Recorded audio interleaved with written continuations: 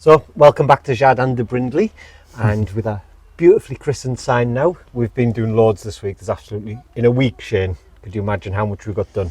Yeah, we've been busy. So there's nearly 1,000 plants gone in this week, and it doesn't look like 1,000 plants, and there's probably another, 600, maybe 800 more to go in still? Up top. Yeah, so we're not close to being done yet, but the transformation in this week alone is completely... It's magical, really, just to see everything, and obviously with your knowledge and knowing what we can do with the plants that we have as well, and we'll show you around. It'll be easier that way rather than study it into the Brindley. Into the Brindley. So this top, we obviously, it's only later on this year we've managed to get all the borders and everything in, and to see plants go in and to see it starting to come to life, it's nice. Yeah. So what's the plans for this bit? Because this isn't going to be exactly the same as down there, is it? No. We got, these are, again, a little bit looser plantings up top here. Kind of very similar to what's going on the wall down there. Mm-hmm. So a little bit looser. And we've kind of created some boxwood hedging that'll lead you in and formalize it a little bit. And then kind of creating gaps on the sides that you'll be kind of looking into and letting some of the plant material spill out of the bed, like windows, but in a plant form. Yeah, exactly. Little windows into them. And people have been saying, how long does this take to grow, Shane? The Ilex crenata? It's about the same growth rate as a boxwood. That one, it's not super fast, which is good because some of the other hedging material substitutes that we were looking at grew really fast. So that would mean a lot more hedging. That would be the Lonicera.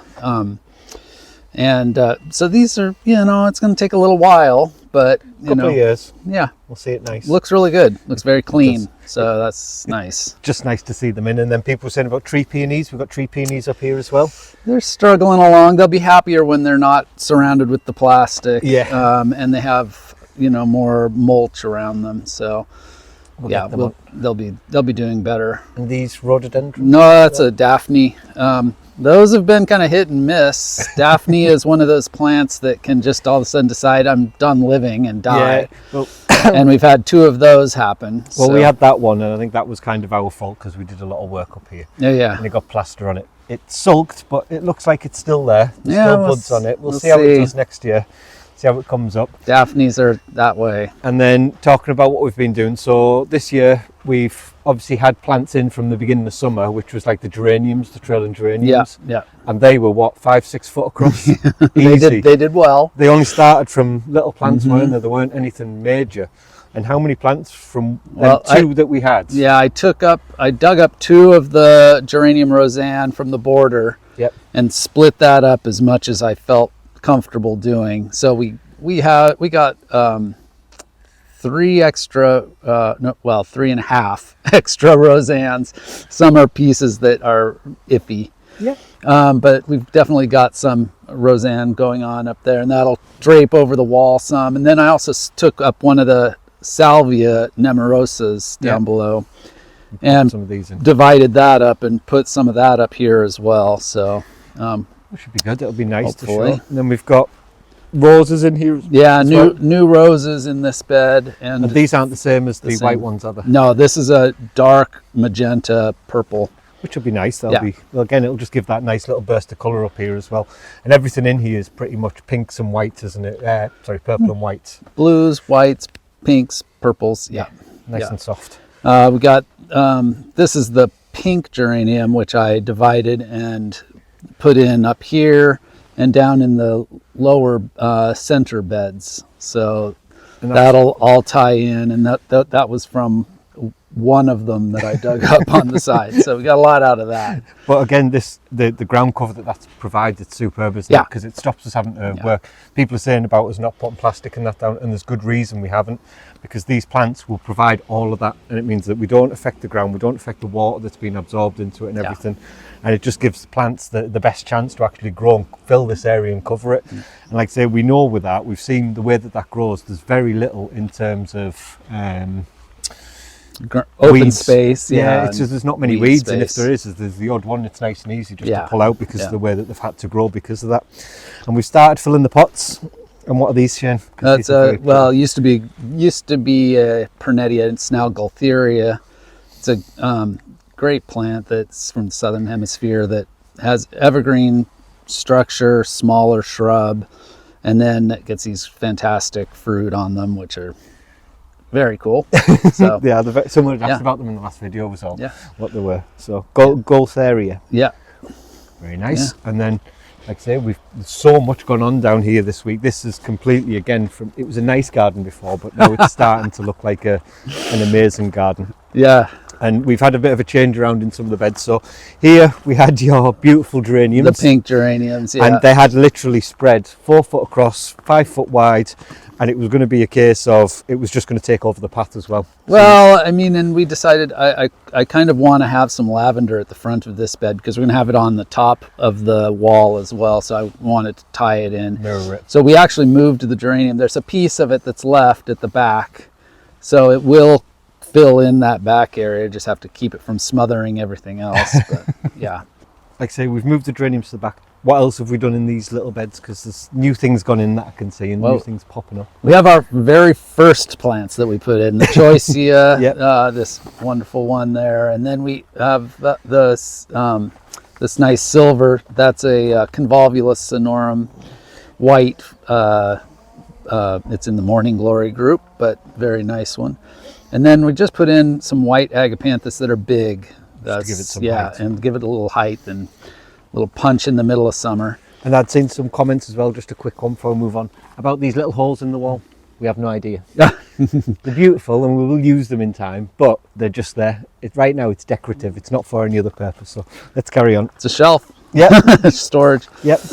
No, we got the parahebes have done great. These, yeah, they're really just blooming beautifully. It's nice to have something this time of year blooming really well. The eucomis, the snails and slugs really went after those. But they've survived. They did. They survived just fine. It's just a matter of if it's going to be, I don't want them looking bad half the time. So we should get some ducks. Yeah, come around we need ducks. Yeah, we need ducks. Lots of ducks. Yep. And then we've got Terry got his little conifers. Yes. Yes. I mean, I picked those out for him. I knew that he would be on board with that. So that's he's good. Delighted with them. Yeah, and they look really good, especially when the sun hits them. They'll be beautiful. And then onto the bigger beds.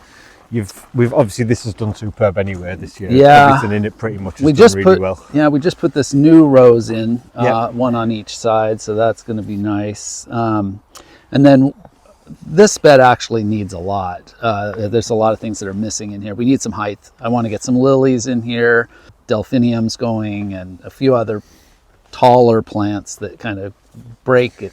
And are these the agapanthus that we put in? Yeah. And they're flowering again? Yeah, that one's blooming late, which is it's a bit late, but fine. We're not complaining.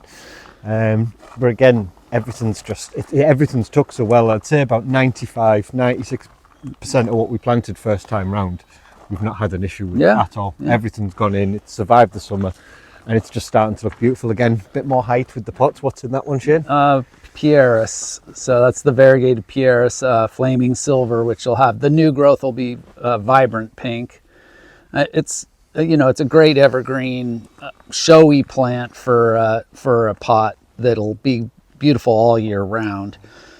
With a shrub like this, eventually we'll pull it out and put it into the garden somewhere, but it's a great plant for temporary. And I did put some campanulas, so we'll have some blue that'll kind of fall over the sides a little bit. Nice. Yeah. That'll be nice. And then I remember we put that in. That's been in there about 2 years. Yeah, now. The ceanothus is doing great. Yeah, it's doing really well. And again, is that going to be the case? We're going to keep it going along the wall, or we'll keep it not too much larger than that, but another couple feet, and it should bloom beautifully against that wall. That's the blue purpley flowers. Isn't it beautiful? Mm-hmm. Yeah. So we put some new stuff in here too. We got the Nepeta, which is catnip. She's delighted. Cat. Yeah. Paisley is happy with that. You might have seen in the last video, she's been darting around the garden and she loves it. It's brilliant for her. But along with the yews, along with, I can see about 20, 30 new plants just in this bed. Having a butylon against the back wall. It's a peachy color, and the we have the Euphorbia Rainbow, Ascot Rainbow, I think it is. And I love Euphorbia. It's one of my favorites. And I like that because it's bringing a little bit of a warm golden color into this bed. It's a short-lived plant, but it does a really great job for the time. And the other plant that I wanted for in here, which was an astrantia with golden variegation, that wasn't available anywhere, so went with this, and I'm really liking it, except for I only have 2. And I've been trying to find the 3rd one. So. We'll get more. We'll find more. It's not uncommon. And then there's Prostanthera, which is the Australian mint bush, and you smelled the foliage on that. It's got this beautiful minty scent. You said that, I'm going to have to smell it. Lovely flower. I haven't smelled this yet. Cool plant. It really does. Yeah. It's not far off a eucalyptusy, is it, as well? Yeah, kind of eucalyptus minty. Yeah, it's really nice. So I'm excited about that. And again, the columnar yews they've really just made I'm really happy with them. Yeah, no, they're really great. And again, to get 6 all the same. Yeah. All the same shape, all the same size, so they can grow together. They will just give this garden just that nice bit of height and structure. We're not going to let them grow forever, are we? No. I don't want them to be too much bigger than this. No. Yeah. And this is my favourite part. I absolutely love this part of the garden. I could just sit in here and get lost quite happily.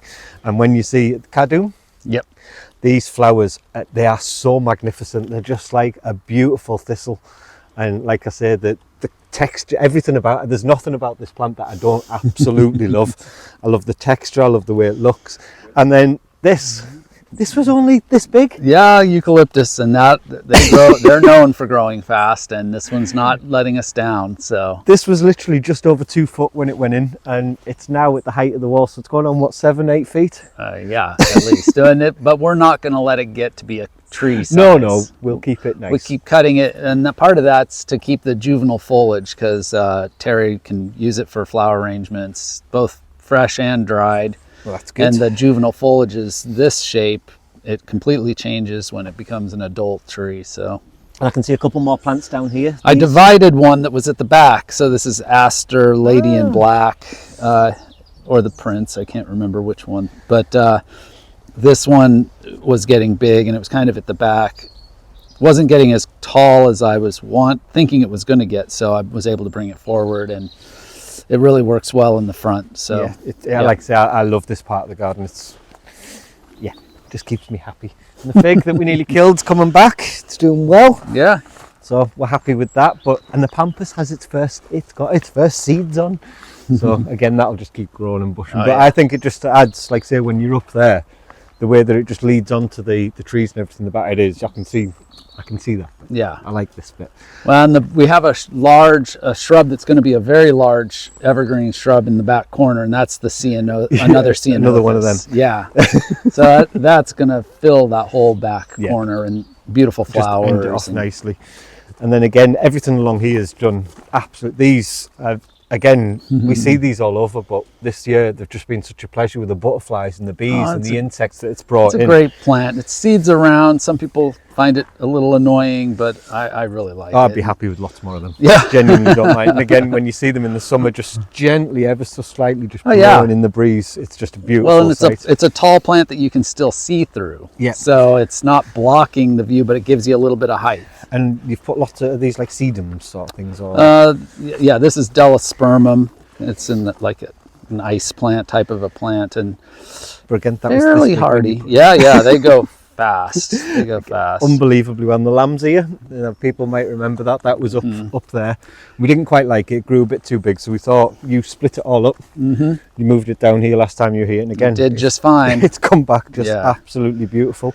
I see you've put more choicea down here as well. Yeah, a couple more choicea, a little more evergreen, and a little more white, and then got a couple little pieces of a African daisy. Yeah. It's a hardy osteospermum. So, and I've seen hebes have gone in here. Yeah, as well. We had the salvia, the sage, the purple sage in here, and the slugs or something. They didn't make it. So they absolutely torched it. That was pretty much the only plant that we lost in the entirety of the garden. So again, not a bad job. Well, I'm actually really happy with this because it's kind of this little formal element as you come to the end of the path. I had that dark hebe in the center, and then these southern landii, the grayish ones around it. And that hasn't really done much this summer, but all of a sudden It seems like it's Yeah. coming to life. Yeah, and it's beautiful. And these, I love these. The scent off these, again, you just have to rub past it. That's another salvia. And the rosemary and everything that we've had as well, when you just brush them past and you're doing stuff, when you're weeding and doing, I love it.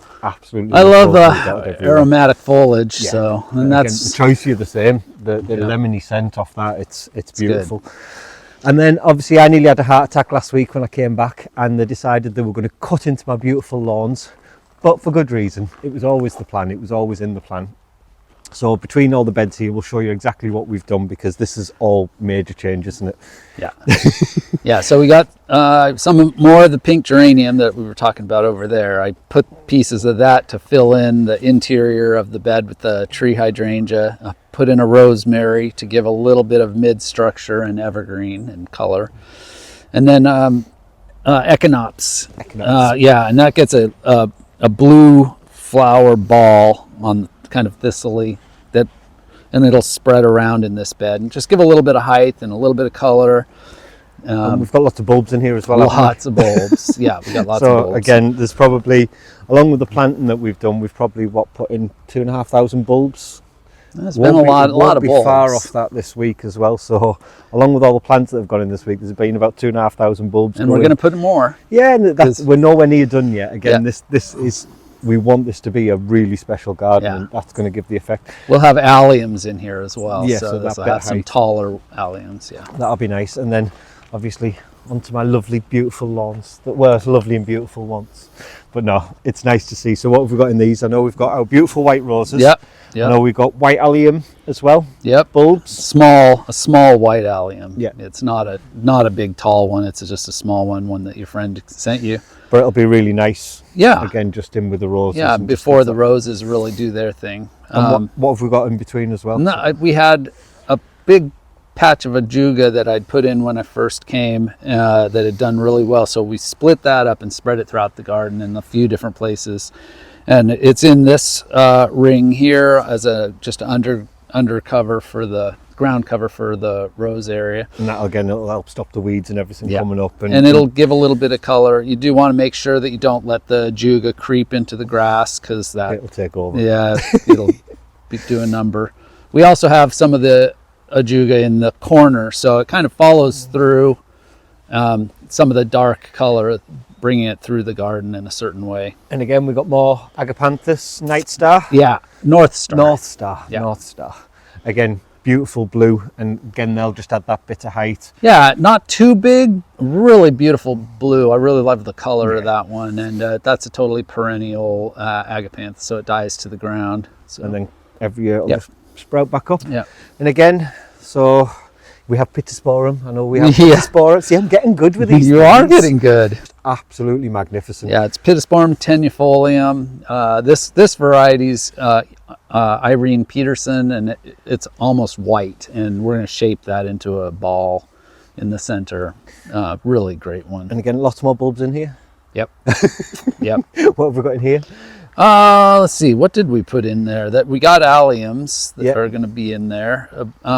But this is going to have a ring of lavender. Really nice. When we get the lavender in the spring. Yeah. So it's not the right time of year really for planting lavender. No, you'll see we've cut out parts of it, but when we spoke to the garden centre, they really said they don't want to be selling those lavender this time of year, with it due to be a really wet winter. Yeah. It's just going to rot the roots basically.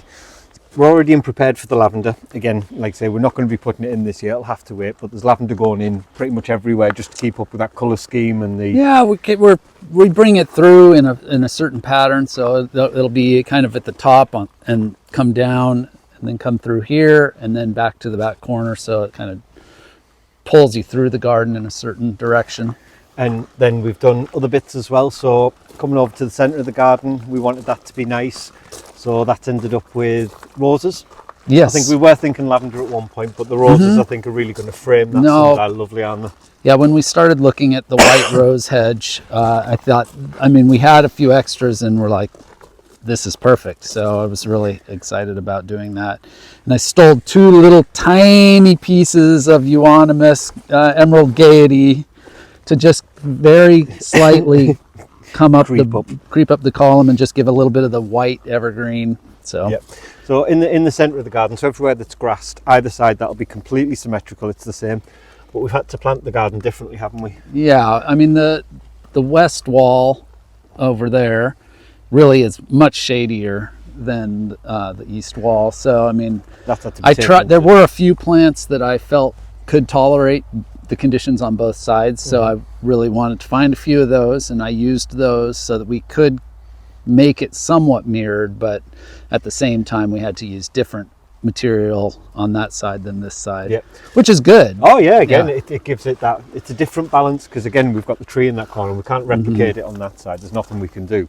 So to see that, I like the difference. Yeah. It doesn't have to be perfectly symmetrical for me. And I No, can it's see just having a few things. we've got more euphorbia in the pots. Yeah. Is that the same one as the others? or No, it a this is different silver. variety? I think this one was called silver lining. It's one of the white variegated forms, which is nice with the pots. Absolutely. Yeah. I like to say, I love euphorbia. Love euphorbia.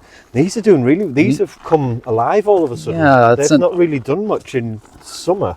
That's an Artemisia, and another one with good smell to the foliage. So, yeah, they're very aromatic. I still love the rosemary, and that'll Yeah. get trail over the wall at some point as well, will it? Is it Yeah, trailing? that's a trailing rosemary. So again, there's been questions asked: are we going to be doing something down at the bottom? Yes, absolutely. In time. Rome wasn't built in a day.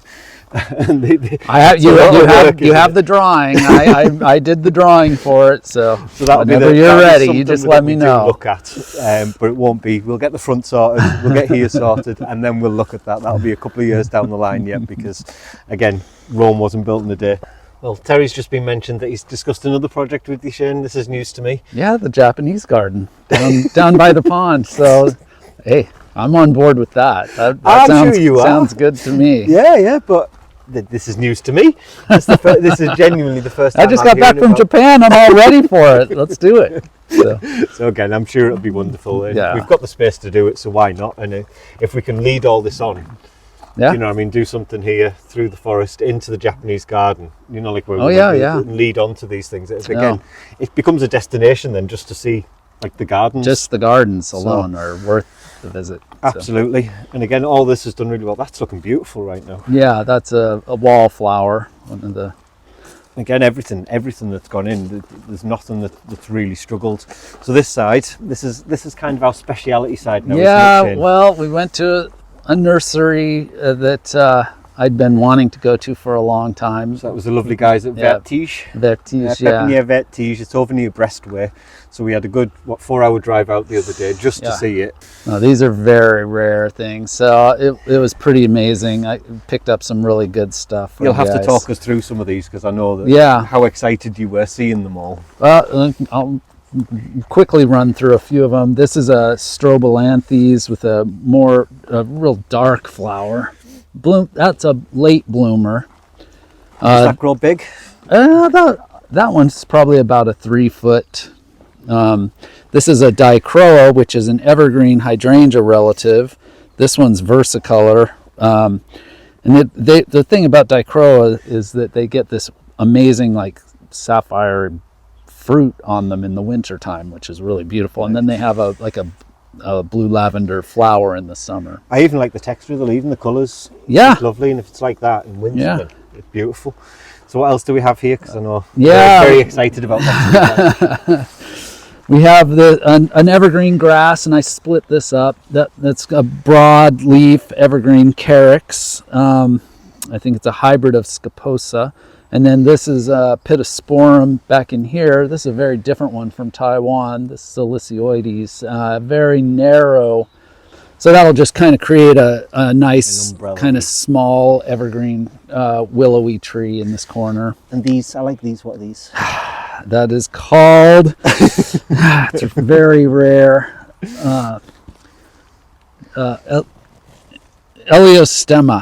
Eleostema imbricans, excuse me. I'm going to have to remember all these. So we've left some labels, because for those that know their plants are going to know that these are really special, aren't they? And Yeah. understand that these are something that you're not going to see in every Well, garden. I can guarantee you that most people will just not know what they are. No. Even the ones in the know won't know. But that's so, what makes it special. Yeah. Do you know what I mean? It's one of them. We've got something here that's going to be beautiful, but Yeah. there's nice and rare, and there's a reason to come see them. I can see your little sticks at the back there. What are these? Yeah, diantha, which is another hydrangea relative, a deciduous one. And that one's Blue Wonder, and it has a blue big flower, not big, but like a much larger than normal hydrangea flower that kind of are on rays around. Very pretty. But that looks just like you planted a stick right now. Sean. It's a perennial. It's a perennial. It'll be back. It's going to come back. It'll be back. It'll be beautiful. We have the epimedium. This is royal purple. I believe this is an acuminata hybrid or variety. So it should be semi-evergreen. We'll cut the foliage back in about February. And then the flowers will come up, and the new foliage should have nice red tints to it as well. Nice. And then we have some beautiful tricertis. This is toad lily is the common name.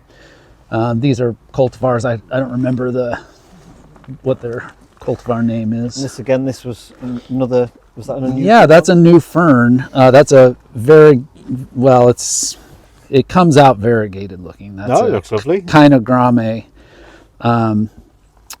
And what else we got? This is another strobilanthes right here. A little lighter color. More lilac-y than the other ones.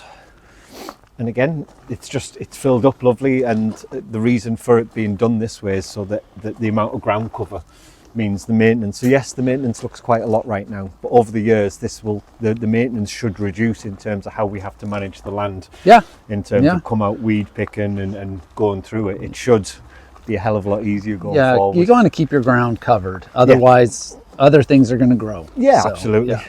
And here's Paisley. She likes to be out here now. She absolutely loves it. And she's got to keep the moles out. Yeah, she's learned how to dig like Patrick. Patrick's been showing her, and I love this. Yeah, that's actually an ornamental asparagus. So that's one collected by the people at Krug Farm, Blevin and Sue, over in England and Wales. So very nice.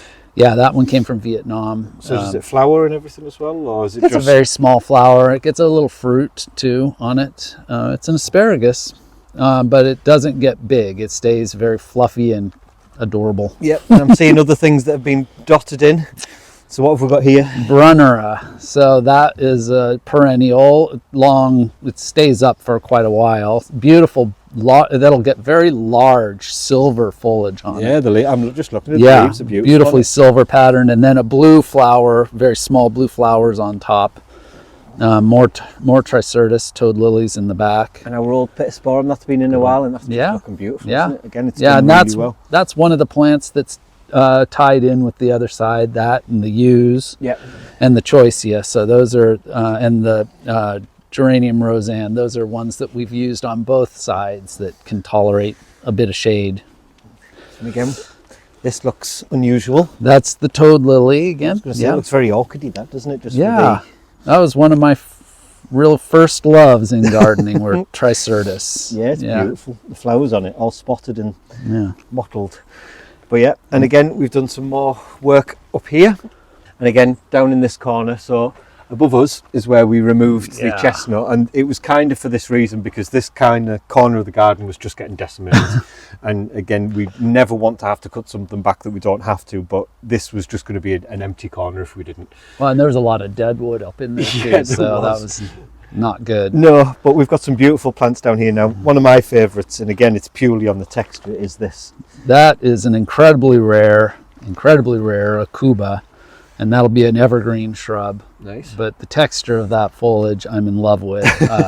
That was actually one of the key reasons I wanted to get out to that nursery, to see that plant, and then let alone that they actually had some for us. That was great. Yeah. So. And I can see there's quite a few other things, new things down here that weren't here. Yeah, we put a couple cyclamen in, get those going, both coum and heterofolia, which... this is a beautiful silver one, and then over here we have heterofolia, which has a real patterned leaf. Yep. And then this is this late blooming plant that I love, which has had so many names. It looks like a sage or salvery. It's in that family, but it was rabidosa, and then it was isodon, and I think now it's plecanthera. But it blooms really late. This is one variety, and we just picked up at the nursery another one, those 3 sticks back there. The 3 dead sticks. Yeah, which should be spectacular. Supposedly it's very tall and will have a late flower as well. So that'll be like blue. The other one down at the bottom there. It'll kind of give that sort of it'll be a big statement at this corner. So yeah. And again, the pot, it's just wonderful to see the pots full, because we've had these pots here for so long, and they've just been empty. We knew stuff was coming again. It's just one of them things. But as you can see, everything here is just coming to light. And like I said, this is only in its first. This is a baby. Yeah, it's 6 months old. This garden. If you think about it, we only started planting in. And I'm already splitting things up. Everything's grew so well. Alan's manure. Again, has just had everything growing so well, and the fact that we have a cow farmer next door, meaning we've got endless supplies of it. We know that we're going to have to constantly fertilize this garden, but we've got an endless supply next door, which is amazing. The roses are going to love it. Absolutely. So we hope you've enjoyed this little walk around and get some understanding of what we've done, why we've done it, and with Shane's expert advice, like I say, I've got a video now that I can go back and watch and remember what all these plants are, because I'm never going to remember them all. So if you have enjoyed today's video, please hit the like button, hit the subscribe button, and make sure you got the bell clicked for notifications, and we'll see you in the next video. Goodbye.